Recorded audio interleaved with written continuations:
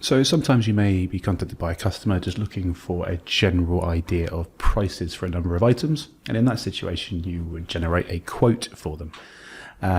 Very similar to generating an invoice.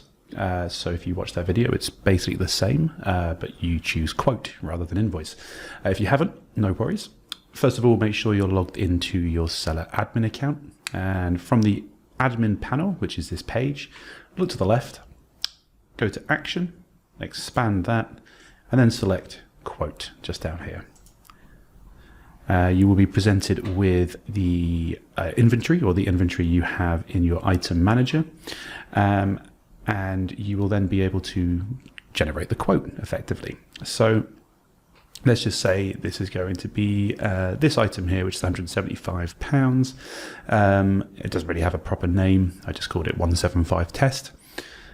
So let's say we have a customer who has requested a quote on the price of 175 test and another thing.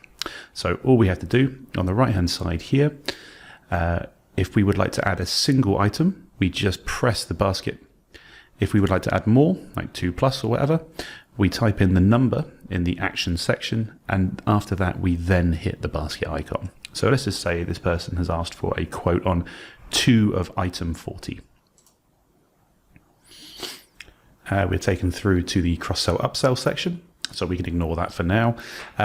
We will just click on continue to basket on the right hand side here, and from there we can just check all the things are correct. So we've got 2, which is what they've asked for, the price is correct, and it gives us the grand total. It then has a discount attached because my system is messed up from doing all these little bits and pieces, so don't worry about this. Same as the shipping, that's very expensive. Either way, when you're happy with the items that you've included in the quote, we just go down to checkout here at the bottom, click on that, and then that's fine. We will just make up a person here. So Jill Real, why the hell not? 1 Real Avenue. Let's actually just bulk that out, bring you down there. She also lives in Reelton, and that's also in Realshire. Postcode is A1 for HG, why not? Telephone, blah, blah, blah, blah. You just fill in the details as you go along for that individual. And then we can get down to here. Again, if you've listened to the previous videos, you'll know, just ignore this bit. I should just remove it really. So it says here invoicing options, which is similar to the invoice section. They're exactly the same options. It's just that there's no obligation at this point really to buy anything. So you can email the quote to the customer directly. So that will be, the quote will be sent to the person named in this email address.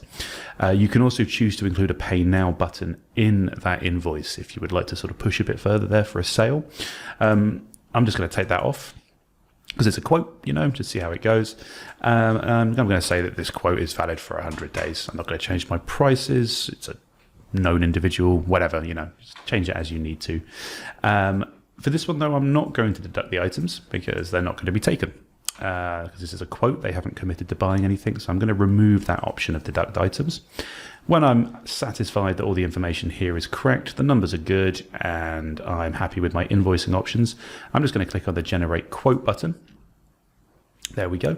And we can see immediately there's no invoice number because, again, it's not an invoice. Nothing's been sold. This is just letting them know about the, you know, how much it will cost. So at this point, you don't really need to do anything else because the quote has been sent to the individual through their email address. It's now in your sales manager and it's labeled as such. So it's labeled as a quote.